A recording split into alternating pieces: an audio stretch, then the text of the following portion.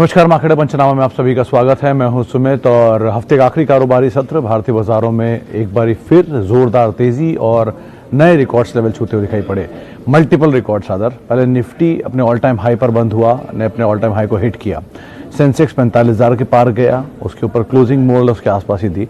Nifty bank 30,000 के स्तरों को पार करके गया और ये रादर नवंबर में के बाद अब 30,000 के पार होता हुआ दिखाई पड़ा। तो लगातार तीन ऐसे इंपॉर्टेंट आंकड़े जो कि भारतीय बाजारों ने आज पार किए। आरबीआई की एमपीसी की बैठक का आउटकम आया और आउटकम में कोई खास फेरबदल नहीं, यानी ब्याज दरों में कोई बदलाव नहीं, लेकिन बाकी जो कमेंट्री थी वो बहुत पॉजिटिव थी। स्पेशली जीडीपी के नंबर्स, इन्फ्लेशन के नंबर्स और एनबीएफसीज को लेकर जो एक नियमों में फेरबदल किया गया है, इसका एक इम्पैक्ट भारतीय बाजारों में जरूर देखने को मिला, जिसके आधार पर एक अच्छी बाइंग पीएसयू प्राइवेट बैंक्स की तरफ से आती हुई दिखाई पड़ी। पीएसयू स्पेस वैसे भी काफ़ी बजिंग है, आईआरसीटीसी जैसे शेयर जहां पर 14-15% तक का एक उछाल जरूर देखने को मिला। ओवरऑल मार्केट में मिड कैप स्मॉल कैप की जो मोमेंटम है, जो रैली है, जो एक तेज़ी है वो बनी हुई है और शायद आगे भी ये अनुमान लगाया जा रहा है कि इस तरह का जो मूव है वो बाजार में शायद बना ही रहेगा। अभी के लिए एटलीस्ट ज़रूर एक स्टॉक स्पेसिफिक या सेक्टर स्पेसिफिक अप्रोच जो है वो मार्केट में बनते हुए दिखाई पड़ रही है। तो ओवरऑल एक बेहतर मूव मार्केट में और वो शायद आगे भी कैरी फॉरवर्ड होता हुआ दिखाई पड़े, इस तरह आंकड़े बाजार में जानकार लगा रहे हैं। चलिए अब सवाल जवाब का सिलसिला शुरू करते हैं। सबसे पहले हितेश जी का एक सवाल है एसकेएफ इंडिया पर 100 शेयर 1770 रुपये के दाम पर। देखिए बहुत ही बड़ा आउट परफॉर्मर तो नहीं है ये, मतलब अंडर परफॉर्मर आधा कहने वाला था मैं इसको। पिछले करीब एक 7-8-10 साल से तो मैं इसे देख रहा हूँ, ये 1800, 1900, 2000 इसी रेंज में ही घूमता हुआ दिखाई पड़ा है। बहुत ज़्यादा फेरबदल इसमें हुआ नहीं है। थोड़ा लो वॉल्यूम वाला स्टॉक है। दो कंपनी में ऐसा प्रॉब्लम नहीं है, बियरिंग बनाने का कामकाज में है और one of the major player के तौर पे वहाँ पे देखा जाता है, लेकिन थोड़ी सी अंडर परफॉर्मेंस ज़रूर रही है। तो एटलीस्ट होल्ड तो आप कर सकते हैं अगर इन्वेस्टमेंट ग्रेड के हिसाब से हमने चुना है। तो ट्रेड के हिसाब से आप सोच रहे हैं तो फिर गलत स्टॉक है कि इसमें वॉल्यूम इतना होता नहीं कि आप ट्रेड कर पाएँ।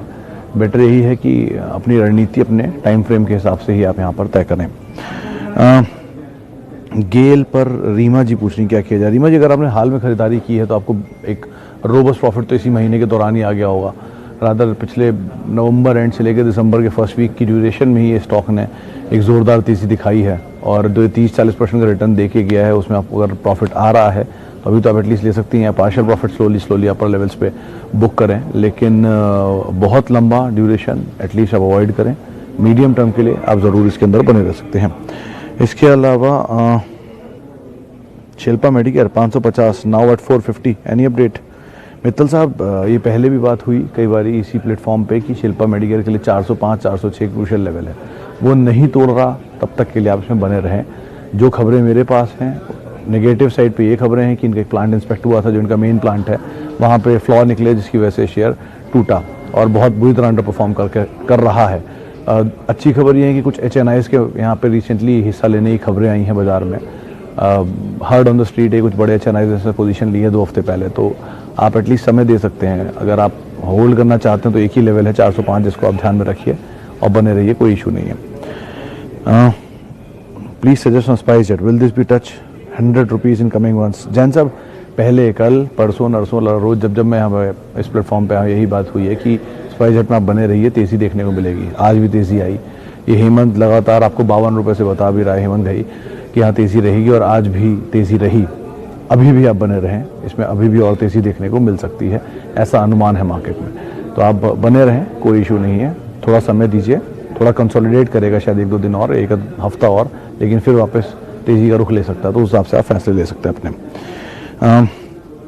इन्फोसिस 300 शेयर 775 रुपये 10 साल के लिए। वर्मा साहब, बिल्कुल सही जगह पर आपने खरीद रखा है, कोई इशू नहीं है भाव के लिहाज से। और आप जिस लेवल पे होल्ड कर रहे हैं होल्ड करिए, दोबारा आपको उसी लेवल पर मिले तो आप दोबारा होल्ड खरीदारी करिए। और 10 साल का टाइम फ्रेम भी बुरा नहीं है। मौका मिले तो टीसीएस जैसी कंपनी को भी आप ले सकते हैं, लेकिन बहुत बढ़िया कंपनी, बहुत बढ़िया दाम पर है और बहुत बढ़िया टाइम फ्रेम के लिए भी है, होल्ड कर सकते हैं, कोई इशू नहीं है इसमें।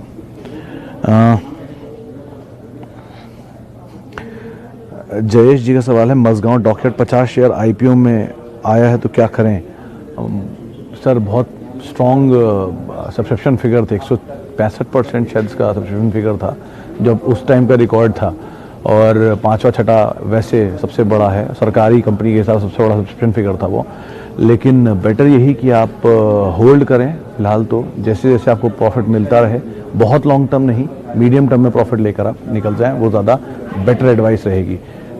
कोई भी सरकारी कंपनी के साथ ये बहुत साफ चीज़ है कि ये चलेंगे, अच्छा चलेंगे, लेकिन फिर एक लेवल पर आके इनमें स्टेक सेल आ जाएगा, OFS आ जाएगा या डिविडेंड आ जाएगा बड़ा, तो इनका कैश का वैसे यूटिलाइजेशन शुरू हो जाएगा। उस तरह की यूटिलाइजेशन के बाद कंपनी केपेक्स कैसे करेगी, और केपेक्स नहीं करेगी तो रेवेन्यूज़ कैसे आएंगे या प्रॉफिटेबिलिटी कैसे जनरेट करेगी। प्रॉफिटेबिलिटी नहीं आएगी तो वैल्यूएशन कैसे मिलेंगे और चलेंगे कैसे। इस तरह की साइकिल पे काम करते हैं। तो आप इन चीज़ों को ध्यान रखकर ही यहाँ पर फैसला ले सकते हैं। इसके अलावा और सवाल ले लेते हैं। एक सवाल HDFC लाइफ पे शिवानंद साहब का है। आनंद साहब, आप बने रहें, आपको नीचे के दाम पे मिले तो और ख़रीदारी करें, एक्यूमुलेट करें स्टॉक को। अच्छा पोटेंशियल इसके अंदर अभी भी बहुत सारा है। बाकी वर्जिन स्टॉक है, कोई स्प्लिट बोनस अब तक नहीं हुआ है, तो आप इसमें खरीदारी कर सकते हैं। पोटेंशियल अपसाइड काफ़ी है। आगे निफ्टी पे सर मैं कोई व्यू नहीं कर सकता, शाह साहब माफ़ी चाहूँगा उसके लिए। हाँ, लेकिन अशोक लेलैंड, दिनेश पाटिल साहब का सवाल है, 200 शेयर हैं, 200 रुपये, 200 शेयर 100 रुपये के दाम पर है, क्या कर, थोड़ा ऊपरी 100 रुपये खरीदारी है शाह साहब, लेकिन पाटिल साहब माफ़ कीजिएगा, लेकिन चला है शेयर नीचे से काफ़ी। आपके दाम के आसपास तो शायद अभी तक नहीं पहुंचा होगा, लेकिन हाँ, आप वेट कर सकते हैं, समय दे सकते हैं। अगर आपको मूव मिल रहा है, तेज़ी मिल रही है, तो आप उसके अकॉर्डिंग फैसला लें। अभी रादर कुछ देर पहले एक बात हो रही थी कि जैसे कि पिछले 5 साल में अंडर परफॉर्मेंस रहा है अशोक लेलैंड का। डिस्पाइट ये CV स्पेस में 47% मार्केट शेयर ओन करते हैं, बड़ा प्लेयर है अपने सेक्टर का, सेगमेंट का, उसके बावजूद अंडर परफॉर्मेंस है। तो शायद वो अंडर परफॉर्मेंस और परफॉर्मेंस में बदलेगी, तो आप थोड़ा समय दे सकते हैं, तो आप बने रहिए, ऐसी कोई दिक्कत नहीं है। लेकिन अगेन, अगर आपको रीजनेबली 150-200 रुपये की रेंज में 160-170 की रेंज में मिलने लग जाए, तो आप वहाँ पर निकल भी सकते हैं। लॉन्ग टर्म केमिकल स्टॉक्स में सुमन जी, एक अतुल पहला नाम, सुमितोमो दूसरा नाम, टाटा केमिकल तीसरा नाम, PI इंडस्ट्री चौथा नाम, और UPL कभी नीचे मिले तो 5वां नाम। इन 4-5 कंपनियों पे आप नज़र रख सकते हैं। आज़ाद साहब, अगर आपने अदानी ग्रीन ले रखा है और आपको अच्छा प्रॉफिट है तो आप ज़रूर निकल जाएं। अगर आपने अदानी ग्रीन उस समय पे लिया है और आपको बहुत प्रॉफिट नहीं है, तो भी प्रॉफिट लेकर निकल ही जाएं जैसे ही आपको मिले। बहुत महंगा और बहुत ही ज़्यादा चला हुआ शेयर है। फंडामेंटल तो सपोर्ट करते नहीं, अब चल रहा है तो चल ही रहा है जब तक चल रहा है, जब नहीं चलेगा तो बहुत ट्रबल देगा। इसीलिए बोल रहा हूँ कि जब तक आपको मिल रहा है प्रॉफिट, लेकर निकलते चलें। होल्ड कर रहे हैं तो एटलीस्ट उतने शेयर होल्ड करें जो आपके प्रॉफिट की वैल्यू के हैं, या एटलीस्ट हाफ होल्ड करें, 75% होल्ड करें, सारा होल्ड ना करें, कुछ कुछ धीरे धीरे करके निकलते हैं इसमें से। अच्छा, MRF क्या करें? विकास साहब, आपने खरीदा किस भाव पर, उस पर डिपेंड करता है। 80,000 रुपये का लेवल इसने हाल में के करीब पहुंच गया है। कुछ बाजार में खबर है कि शायद लाख रुपए पहुंच जाए, पहुंचा तो इतिहास बनेगा, पहला शेयर जो कि लाख रुपए पहुंच गया। लेकिन डिविडेंड तो है नहीं, भागा हुआ शेयर है, इक्विटी फ्लोट है नहीं, 40 लाख शेयर है मार्केट में कुल, तो बेटर है आप बने रहिए। ये शेयर ऐसा तो कुछ है नहीं कि इसमें नीचे आने की प्रोबेबिलिटी है, बाजार में कोई शेयर छोड़ेगा तो है नहीं, जो भी शेयर होंगे वो आपस ही में ट्रेड होते रहेंगे। तो ऐसा कुछ खराब संकेत इसमें दिख नहीं रहा, कंपनी ठीक है, लीडर अपने स्पेस में, आप बने रह सकते हैं, कोई दिक्कत नहीं। अच्छा, आगे बढ़ते हैं। टाटा मोटर्स पर रोहित जी, आप 230 का टारगेट बोल रहे हैं, मेरे पास 220 का टारगेट है CLSA का, तो आप एवरेज कर लीजिए। 225 के टारगेट के लिए आप बने रह सकते हैं, कोई दिक्कत नहीं है। फंडामेंटल वाइज कंपनी में इतना बड़ा कोई चैलेंज अभी तो नहीं है, लेकिन डेट हाँ कंसर्न रहेगा। लेकिन दोनों ही सूरतों में, चाहे मोती का 230 हो या CLSA का 220 हो, किसी ने भी बहुत लंबे होराइजन के लिए इसको अभी तक नहीं रिकमेंड किया है। तो ठीक है, मीडियम टर्म होराइजन के हिसाब से आप अपनी रणनीति रख सकते हैं। समय का बहुत ज़्यादा अभाव है, इसलिए माफ़ी चाहूँगा उन लोगों से जिनसे बातचीत नहीं कर पा रहा हूँ, लेकिन हाँ, एक सवाल जाने से पहले मैं ज़रूर ले लेता हूँ। सवाल है HDFC लाइफ को लेकर, सुमित कुमार साहब का सवाल है। देखिए, HDFC AMC में कोई प्रॉब्लम कंपनी में इंडिविजुअली नहीं है।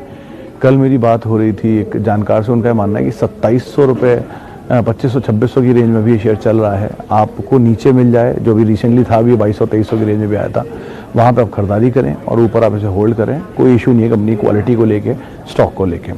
चलिए, माफ़ी उन सभी लोगों से जिनसे बातचीत नहीं कर पाया, और बहुत बहुत शुक्रिया उन सभी लोगों का जिनसे मैंने आज बातचीत की। समय का थोड़ा अभाव था, इसलिए आज हम कम ही लोगों से बातचीत कर पाए। आप मेरे साथ जुड़ सकते हैं @Sumit Research, ये मेरा ट्विटर हैंडल है। नमस्कार।